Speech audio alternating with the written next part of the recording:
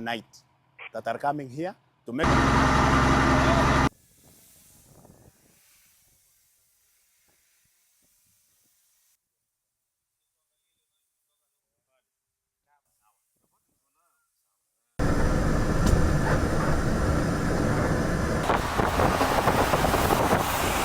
or attending.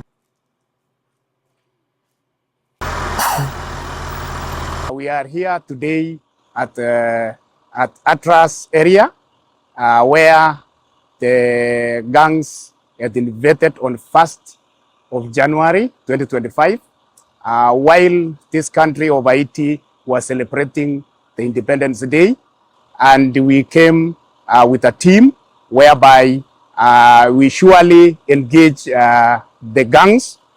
There was many, and even if you see this hill up here, they had invaded up to this hill and beyond, but we managed to repulse them.